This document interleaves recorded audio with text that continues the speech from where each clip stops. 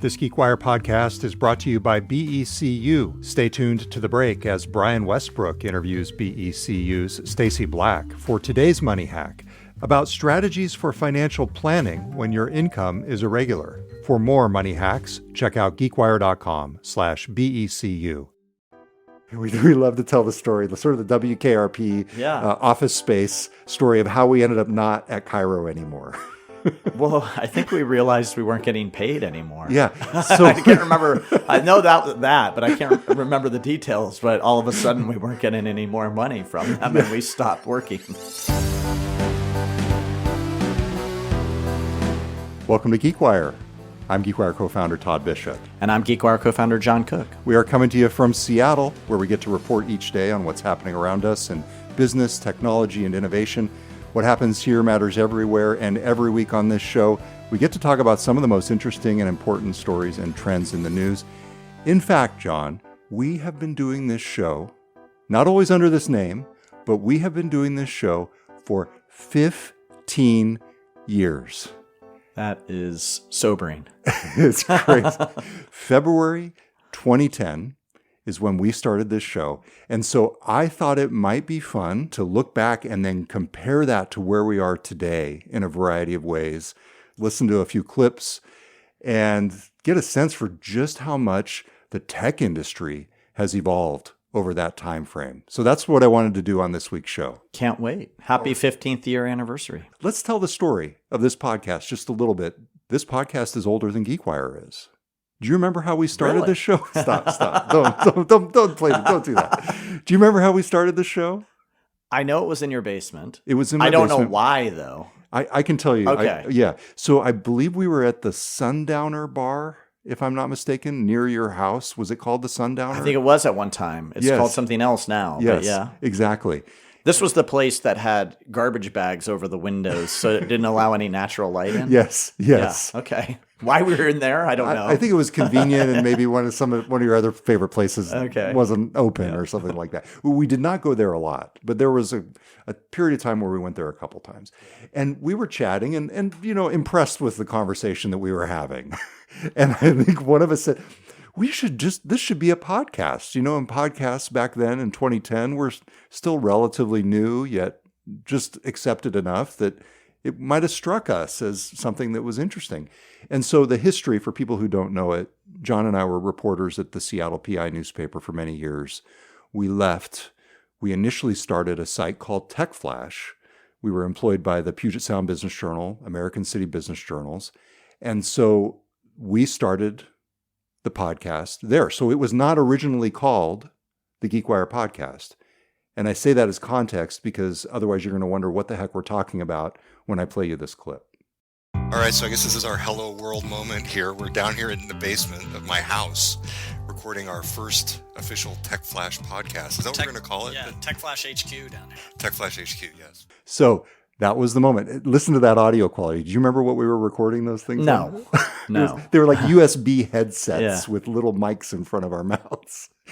What do you think about when you hear that? It's old school. It's old school. So when did we move? Because then we moved to Cairo Radio. Well, we're going to get to that. We're going to get to that in a second. Okay, but I want to give you. That's how I thought you had all these archives still. No, that's something else that I want to talk about because this was sort of a lesson learned. I wish I could go back and talk to myself back in 2010 about the importance of archiving. But before we get to all that, so here's just a little bit of a flavor of what kinds of things we were talking about. For context, just recently, Apple had announced the iPad. The iPad. That's right. Not like the iPad mini, not like the iPad Air, but the iPad. Curious whether you might buy one, Todd. I mean, I want every technology that's out there, right? I want to go out and buy it and experience it. Have you come to a conclusion for yourself? I mean, I personally would not buy one right now. I mean, I'm satisfied with a laptop and an iPhone. I still believe that. Yeah, I still think it's a product that doesn't really fit a need for me, at least. Yeah. I don't think I've ever owned an iPad. Really? Yeah. Yet again, another great example of how you are not a proxy. You're not like a consumer research of wine. Would you say the iPad is a massive success compared to the iPhone or laptop computers? Everything's relative. It's certainly a massive success compared to the Microsoft Zune. So to me, yes, I think it was probably more successful. Listening back to that episode, I listened to more of it. And I think we were really kind of trying to put on our skeptical journalist hats at the time, as we do. It seems like the role I tend to play on the podcast anyway is that none of this stuff is going to matter. Why are you wasting your time with it? But you just did it last week on AI. I just did it this week on AI. Yeah, well, exactly. You're saying, "Oh, this AI thing, it's not going to be very big." I was kind of playing devil's advocate in that case. So we were at the Business Journal. There was an advertising director. In fact, I remember his name, Joe Heslett. He was running the sales department for the Puget Sound Business Journal. We were running this kind of rogue site that they didn't even know what to do with called TechFlash.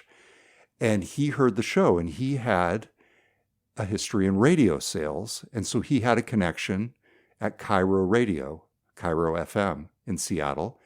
And he said, these guys are, by that point, we had the rapport. And I think the main benefit that we always had was we had worked together forever, and we just figured out that we could just have those conversations. It's easy. Yeah. We know each other, and and we knew the beats. We were, you were full-time reporting at that time, and I'm still reporting now, obviously, but that was really kind of the dynamic. So we ended up on the radio. And I remember that first time in the studio, just how nervous I was. Yeah, it made the podcast hard to do in my mind. And I think there's a lesson here that we were trying to take the new platform of podcasting, and then we had to go in, because we had these really natural, fun dialogues, and we would just go down rabbit holes and tangents. When we moved over to Cairo Radio, you had to hit certain time marks, and you could only talk for 7 minutes. And I think it broke up the flow of it. And it just, there's a lesson. Like, it's hard to take something that's built for another platform and put it into like a radio platform. So I always struggled with it too, because I was like, hey, we're just getting going on this interesting conversation, and now we have to cut to a break. So there were perks, though. There were definite nice. Perks. It was fun. It was great fun. Exposure. Yeah. I mean, that was in some ways still a very strong period for FM talk radio. Cairo, I think if they were not the biggest in that format in the market at the time, they were among the biggest. Was fun. And it was fun because we were in the radio station, and there was a WKRP in Cincinnati vibe to it, but people probably won't get that reference. So I remember my favorite experience. I would always go to the Lockspot Cafe in Ballard at the time. I was a regular there, and there was this kind of surly bartender there, and never was able to really strike up much of a rapport with him. And at one point he looked at me and he said, "God, your voice sounds so familiar." This was maybe we've been doing it for about a year on Cairo. And I went, oh. And I tried to play it straight because I know, you don't want to assume anything. And he said, "Oh my God, you're that GeekWire guy. You're on the radio." Yeah. And it was night and day. Like, I was getting really heavy pours after that. It was like the perks. That was your big perk. Being on the radio. That happened to you recently outside the PCC, didn't it? Where somebody recognized your voice randomly? No. That was weird. Yeah. This is what happens more these days is I get recognized for when you and I were on Anthony Bourdain. Oh, right. That's what that was. Right. Yeah. And so that was a guy who was in Fremont, the neighborhood where we went to lunch or brunch with Tony, as they called him. And he was doing like a pilgrimage to all these different Anthony Bourdain things. And it was really weird because he saw me in the PCC and he was like, "Oh my God, you're Todd Bishop from GeekWire." And I'm like, whoa. And he was from out of town. Yes. Happened to be traveling here because he wanted to see the Anthony Bourdain spots in Seattle. And he saw me, and he ran so into random. me. That was weird. That was it very was random. so weird that it was a little suspicious, but I went with it and nothing bad happened, you know? Yeah. At any rate, that's one of the fun perks, just the random things. Let's listen to one of the clips from their show, just to give you a sense for the kinds of things we were talking about back in the 2011 timeframe when we started on Cairo. This was right after earnings reports from Amazon and Microsoft, and I picked this clip because it really is a moment in time. It's one of those inflection points for the Seattle and the Pacific Northwest tech market, and it's one of those moments where we recognized it at the time. We could see what was going on. So let's listen. And, apart from the financial results, one of the things that we always like to look at is the hiring trends. And there were some stark differences between Microsoft and Amazon. Amazon over the past year has grown by almost 40%. I mean, I guess they're just filling up all those new buildings in South Lake Union. They've hired like more than 9,000 people, 9,400 people worldwide. So just a stunning growth rate. And yeah, they're on a path to potentially eclipse Microsoft at some point. I mean, if you keep up that sort of growth rate. Yeah, it's kind of almost the handing of the torch over to Amazon as like the new technology growth engine of the Pacific Northwest. It really feels that way. Called it. Well, that one. Yeah. But 2011, that was at the very beginning. And the thing that strikes me about that clip is, oh my gosh, they're growing by 40%. 9,000 people, which is nothing. I mean, nothing. This is a company now, of course, you count the fulfillment and everything like that. This is a company now with, I can't remember, 1.4, 1.5. I haven't looked at it in a while, but it's 1.4 million and 1.5 million. I mean, this is a company that is on a completely different scale than they were at that point. Yeah, I think that's been one of the big stories we've been able to cover over the years is two really, and we'll see this coming later, was the rebirth of Microsoft under Satya Nadella, but the growth of Amazon turning into one of the major tech titans of the globe has been a story we've tracked and covered right here in their backyard for 15 years. You know, this is also a startup story and a story of acquisitions and M&A and companies coming in and establishing engineering centers in the Seattle region. And I want to get to that with another clip coming up next. I'm Brian Westbrook with GeekWire Studios. Money Hacks presented by BECU. On this episode, we're talking about those with irregular sources of income. Now, what does that mean, Stacey Black? Yeah, it could be if you do freelance work, contract, or seasonal work. It's whenever you don't have income that's a regular, steady amount that you can expect. And that means a lot of challenges, everything from healthcare to how to save. You've got a lot of great tips in this episode of Money Hacks. We'll check it out at geekwire.com/BECU. I'm Brian Westbrook, joined by Stacey Black, lead financial educator for BECU. Check it out. Listen to the full interview and find more episodes of Money Hacks at geekwire.com/BECU and find more information at becu.org.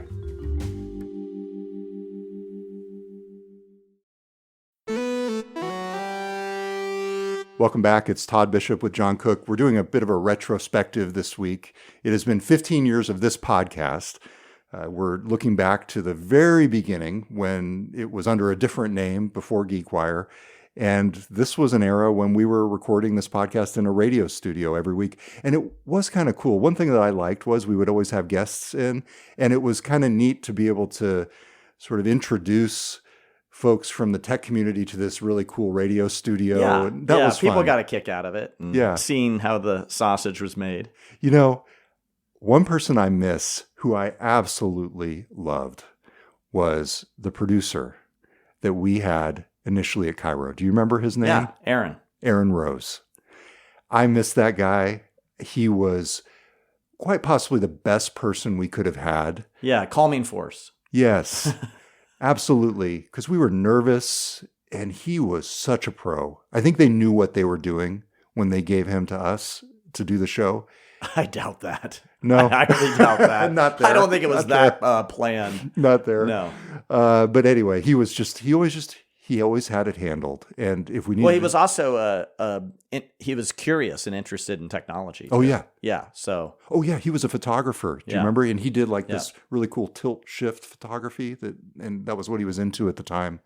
But yeah, you're right. He would always he had his own perspective. Yeah. And he would chime in. Yeah, like during the breaks, he would say, "Hey guys, what about this or this?" And yeah, so I miss Aaron. I know he's down in California, or at least he was last time I tracked him down. And so, but as I was saying, the topics we were covering at the time were really a somewhat dynamic moment in the Seattle tech industry, and one of those was the acquisition of a company called Gist by Research in Motion, RIM, better known as the company behind BlackBerry.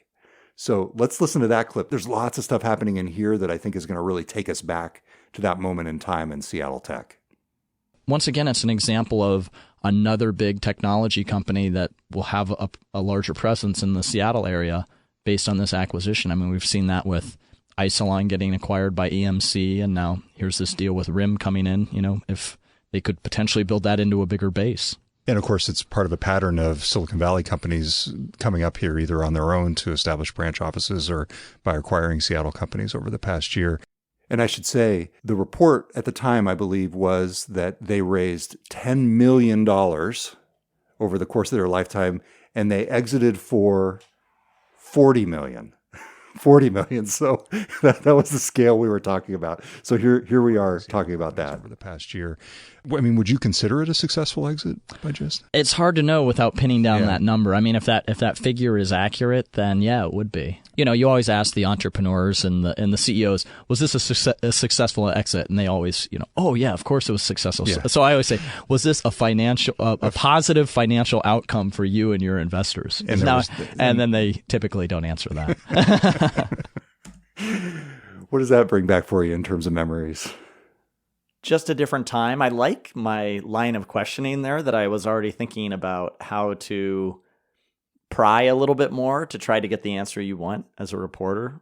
And I think that's an important thing to remember in terms of you can ask what you seemingly think is a very straightforward question, but you're going to a CEO or an executive can take that in so many different directions. But if you narrow it and you pinpoint it to a very specific thing, you can kind of put them on their heels a little bit more, right? Right. There's a lot of different ways to interpret the phrase successful exit, which would be the extent to which most reporters would take it.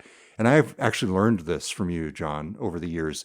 You've figured out that way to pen people in and that ability to say, no, was this a positive, it's an important word, not successful, positive financial outcome for you and your investors. Right.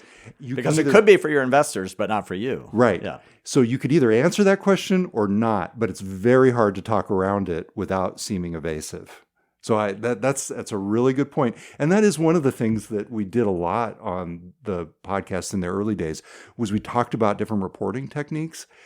I think we still do this. Now, we just did it last week. I was asking you a bit about how you're using AI in your report. I'm fascinated by that, so I always am asking you those questions. Yeah, I always wonder, though, how much it really resonates with the audience, because I don't know if those techniques are necessarily applicable to their lives. Maybe with AI, it's more so. With AI, it is more so. And personally, I do think people are interested in kind of the story behind the story and how you got the story. I mean, that's why you should listen to the podcast and not just read the story on GeekWire. Yeah. And we, frankly, we should do that more, and that's something bigger picture to talk about, because as you've shifted more into the business side and you're not nitty gritty reporting, our conversations aren't quite the same as they used to be. And that's been something I miss sometimes. Well, I might not be the expert on my beat as much, but I'm curious about what you're doing. So maybe I need to turn the tables and just ask you, which I often do. So let's just flash back to Microsoft and Amazon. Microsoft is in such a different place. Yeah, 2011 was Steve Ballmer still CEO. So when did Satya come into? 2014, I believe. Okay, so we saw 3 years of the Ballmer era. Wow. Yeah. Now that puts things in perspective. Yes. And a lot of the conversations we were having were comparing Microsoft being somewhat slow and sluggish. Yeah. And they were being left for dead at that point. On one of the episodes, we talked about Microsoft really emphasizing on its earnings call. In fact, it was that episode we listened to earlier. Microsoft really emphasizing on its earnings call growth in its operating margins, not in its revenue. In other words, they were hammering on expenses, trying to get their costs down as much as possible to make up for the fact that they were no longer seeing the meteoric growth that they had been seeing from Windows or Office over the years. Now, at the same time, they were laying the foundation. They had launched, I think at that point, Office 365. I'm not sure if Azure had launched at that point. I should have gone back and checked the actual dates. But in that era, you had Office 365, you had Microsoft Azure, you had the underpinnings, and even, frankly, their sort of stubborn persistence on search, which leads right into AI because it gives you the index that you can feed into these AI models. they were laying the groundwork for their shift into cloud, which was the prelude to their move into AI. So it's hard now in hindsight to look back and just purely criticize that era. Yeah, I mean, that's a great point. And I think they miraculously made the transition. Don't you think? Oh. I mean, I just thinking back to this era, they were truly left for dead. I think I remember many stories we were writing, and we probably talked about it on the podcast, about how no one wanted to work at Microsoft anymore. Yep.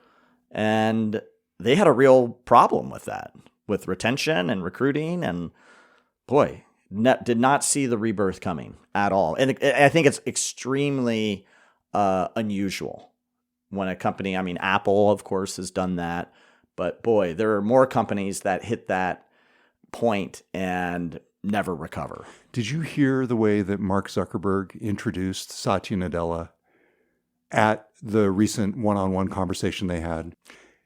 He introduced him as the legend who's behind this great transformation of the greatest technology company of all time. I mean, for us to have imagined back in 2011 or 2010 that Mark Zuckerberg would be saying that, I mean, never in a million years. Would not have predicted that. Yeah. Yeah. I want to get you to reflect, too, on the changes in the startup market. I mean, we heard that story about Gist and RIM, and you were talking about Isilon Systems and EMC. When you think about that era, how would you describe the evolution of the startup market, the engineering centers here? Like, what's your perspective on what's happened between 2010 and 2025? I think it's a challenging story as it relates to the rest of the tech ecosystem here. I always separate between big tech, Amazon, T-Mobile, Expedia, Microsoft, F5, Zillow, all these larger tech companies. They kind of comprise one bucket of the tech ecosystem. And then you have the startup ecosystem, which is, it's very important and it's vibrant. And some of those companies I mentioned, like F5 and Zillow, have come out of the startup ecosystem and have of course, emerged into larger tech titans. But as a whole, I would say the startup ecosystem here has had fits and starts and has not necessarily seen the hockey stick growth that you've seen at an Amazon or the rebirth of Microsoft. And so it's a story that's still evolving. I think a lot of people are asking themselves right now what the startup ecosystem means in Seattle. We're asking that. I mean, we see a lot of companies that are very distributed in their workforce. A lot of, with maybe a few executives here, engineering talent in India, and executives on the East Coast. And so the makeup of companies today in 2025 compared to 2011 is very different. I think there was a real community and a belief of being a Seattle company and a Seattle startup company. And now I think that's tenuous. So if I could go back and talk to Todd from 2010, I would have told myself to be religious about saving, organizing, and preserving every single episode of this show. I was able to go back using the Wayback Machine to find some of these very early clips, but we actually have a desert in the middle. After we went to Cairo, kind of just relied on them for a lot of our infrastructure before we need to tell the story about how we stopped at Cairo in a second. But they erased their servers. And then we went through this communication with one of the key people there who we love, James Bottorff, who sort of told us reluctantly, hey guys, those shows from sort of the middle of the era there are not around anymore. And I wish we could go back, because what I was able to do with the shows that I did find from the early years was just upload them for an auto transcript, download the PDFs and put them into ChatGPT and just extract this wealth of information from them. So it's not just that I would have wanted to have listened back to them. That's cool. But I would have wanted to have been able to, really mine the knowledge and the perspective and the history that they contain. So that era is from what, about 2012 to 2016 or somewhere in that realm. Yeah. And you know what? I do have a bunch of old external hard drives that are just kind of a pain in the butt to go back through. And I've got to, fire up an old Mac and that sort of thing. So, I mean, that's how I found some of the archival material for the Microsoft series. So I could do that with this. I don't know if it's worth it. I was very happy to have found the first show. I was very happy to have found episode 1 and our Hello World moment. I even called it that at the time. So that was kind of cool. But hey, before we get on to the last segment here, which I think you're going to enjoy, tell the story. We love to tell the story, the sort of the WKRP Office Space story of how we ended up not at Cairo anymore.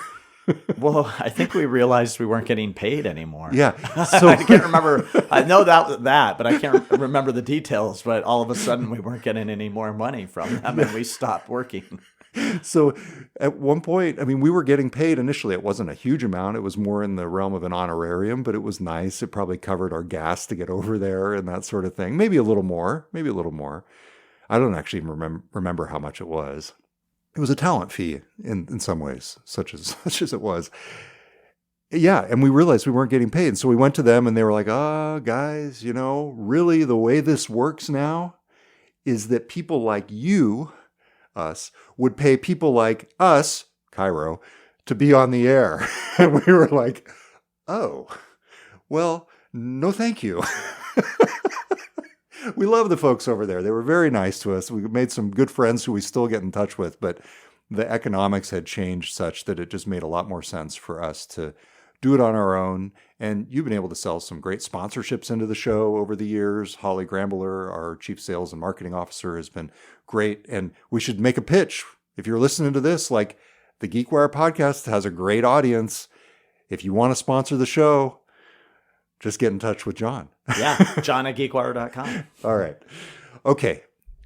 John, this podcast over the years has also been kind of a personal thing for us, and we've actually been able to loop in our families at times. So I'm going to play some clips related to that coming up next. AI is moving fast. Are we keeping up? Join Seattle University's Ethics and Tech Conference on Wednesday, June 18th to explore the evolving legal and policy landscape governing AI. Register at seattleu.edu/ethics. That's Seattle University's Ethics and Tech Conference, June 18th, seattleu.edu/ethics.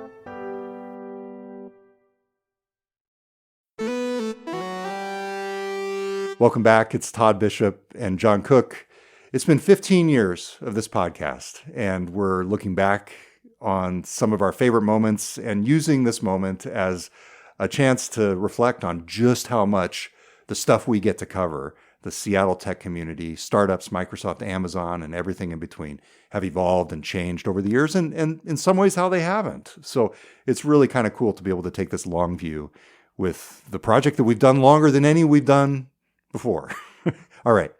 So John, I have to give a shout out to probably our most loyal listener to this day, my mom.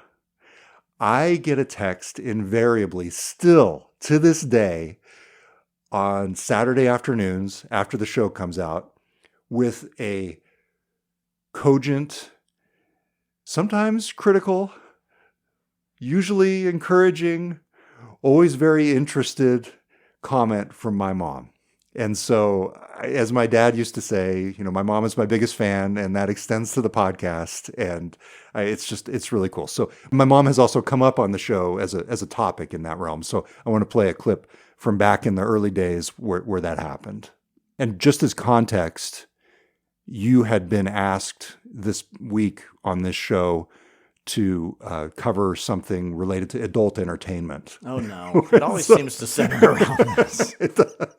Speaking of which, I got pitched on a story the day before from a company here in town that wanted me to write about them on the Android platform and how they are exploiting it for this marketplace of porn. So. Yeah, which, and I looked at that and I wanted to write on that story, but the thing is, you would have to link to that site to properly cover that story. And it's, as soon as you link to it, and you know what? I'm going to stop right here because my mom listens to the podcast.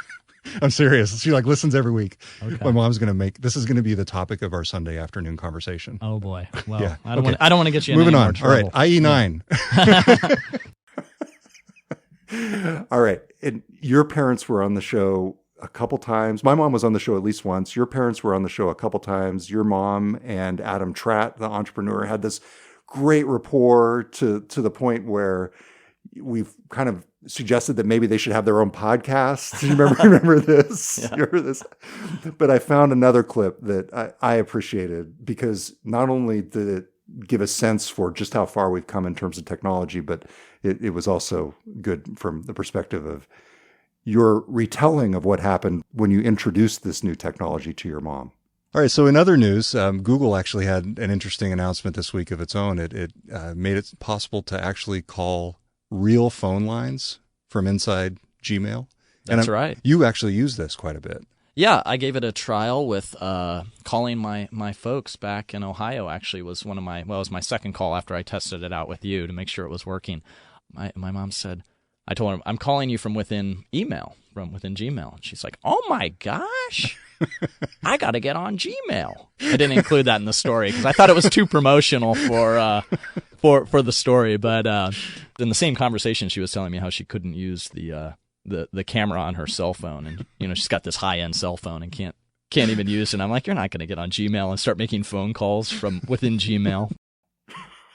I just loved your imitation of your mom. That's how she talked. Yeah. So I wanted to share that. That was... there've been hundreds of moments. I mean, it's hard to go back and hear all this stuff and put you in those places. Yeah. Anything else stand out to you about the podcast over the years? Just a lot of fun, good conversations. There have been weeks when it's been rough. It's not always smooth. It's not always easy. I'm very grateful for the support we've got over the years. Curt Milton, our audio editor, he's been gone the past couple weeks, and I have to tell you, I've felt it.